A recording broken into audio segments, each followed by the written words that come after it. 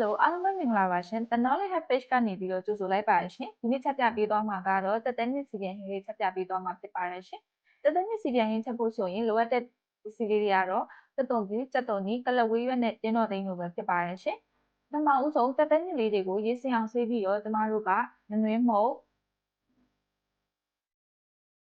အချိုမုတ်စားနဲ့ရောပြီးတော့တမအောင်နေလိုက်ပါနော်ဒီပူပူလေးတဲ့တို့ကလဝေးရွက်လေးတွေကိုထည့်ပေးပါနော်ကလဝေးရွက်လေးတွေကိုကျမတို့နှိပ်ပေးရပါမယ်ဒီပူပူလေးထဲမှာပဲဒုတိယဆင့်မြင်နေရတော့ကျမတို့ချင်းတက်တုံကြီးထောင်းထားရလေးတွေကိုရောပြီးတော့တမအောင်မှုပေးပါနော်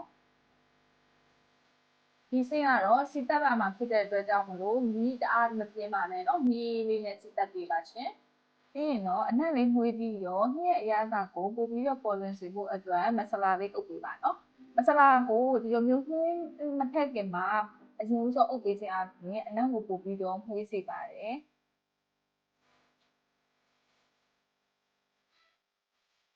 မဆလာအုပ်ပြီးပြီဆိုရင်တော့ကျမတို့ကတက်တဲ့နှစ်လေးတွေနဲ့လုံးပြီးတော့ရောပြီးတော့တမအောင်နှွေးပေးပါတက်တဲ့နှစ်လေးတွေကတင်းပြီးတော့စီပြန်ရေပြန်ဖြစ်တဲ့အထိကျမတို့ကရောပြီးတော့နှွေးပေးထားရပါမယ်နော်ပြီးရင်တော့ခဏအုပ်ထားပေးပါနော်စီပြန်ရေပြန်ဖြစ်တဲ့အထိတက်တဲ့နှစ်လေးတင်းပြီးမှာပါပြီဆိုရင်တော့ကျမတို့ကရေလေးထည့်ပြီးတော့ဖြည့်ပေးပါနော်ရောပြီးတမအောင်ပြန်နှွေးပေးပါနော်တက်တဲ့နှစ်လေးတွေကိုဒီစစ်မှာဆိုရင်တော့ဒုတိယတစ်ခါတက်တဲ့နှစ်လေးတွေချက်ဖို့အတွက်ပြန်ပြီးတော့အုပ်ထားပေးပါနော်တက်တဲ့နှစ်လေးတွေတင်းပြီးတော့စီပြန်ရေပြန်ဖြစ်ပြီးတော့အနက်လေးနှွေးပြီးတော့ထွက်လာတဲ့အထိကိုကျမတို့ရောပြီးတော့တမအောင်ပြန်နှွေးပေးပါပြီးရင်တော့အနက်လေးနှွေးသွားအောင်လို့ပြင်းတော့3ရက်4 5ရက်လေးထည့်ပြီးတော့ပြန်ပြီးတော့ဖြည့်ပေးလိုက်ပါနော်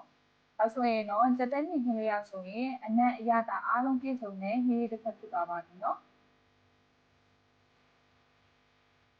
ဒီတက်တဲ့နှစ်ခင်းလေးရဆိုရင်တော့ဖေးချိန်စားခင်းစားမင်းပြီးတော့ကျမတို့တွေဒီတိုင်းတိုက်တဲ့ခင်းလေးတစ်ချက်ဖြစ်ပါတယ်နော်ပြီးရင်တော့ပကံလေးနဲ့ထည့်ပြီးတော့ရန်တာရှိရှိနဲ့သုံးဆောင်နိုင်ပါပြီရှင်